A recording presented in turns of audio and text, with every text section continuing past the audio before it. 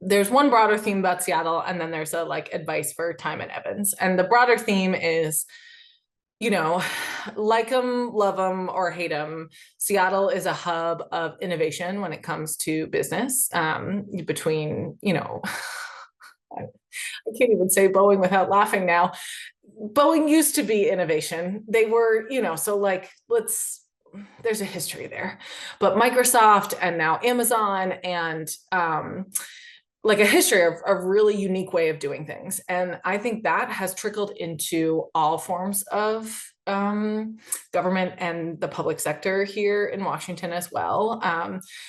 King County, the county that Seattle is located in, from where I sit at like in public land management, is like ahead of the curve by light years away from like other land management agencies in terms of the way they think about equity, and the way they're measuring and tracking their work is really impressive and innovative. And I know they're innovating in other departments as well. It's just what I have the most exposure to. And then nonprofit organizations too, like doing really exciting, innovative stuff. So I think there's a real culture of innovation and intentionality in Seattle that's really exciting to tap into. So whether you're here for 2 years for the program, or you end up like me and it's 10 years, there's a lot of really exciting stuff to tap into. And that flows into my advice for treating your time as a student. I had somebody tell me that, and I wish I remembered who it was because this was killer advice, but I'll pass it on nonetheless, that in those 2 quarters before you graduate, you kind of become a job seeker, and you have a little bit more of this is a rude way to say it, but like, you've got a little bit of a smell on you. Like, they know that you want a job and that you're trying to figure that out. And that's not to say that people won't take random calls or meetings or coffee chats and networking and all that good stuff.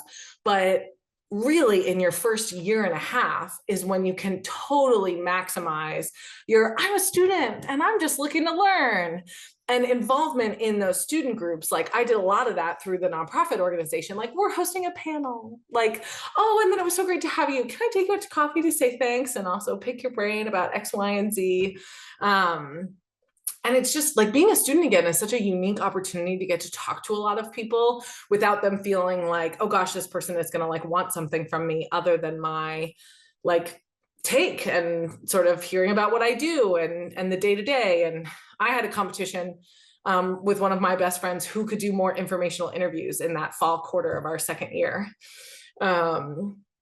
And I think I won. I mean, I don't actually know, but we both got jobs, so we both won. And actually, it was one of those random connections that I made that ended up playing a role in my landing a job at WTA. She was a corporate sponsor of the organization and brought me up to the hiring manager, which is like really nice. I mean, and sometimes you need that you need connections, and networking are like a fundamental part of doing business.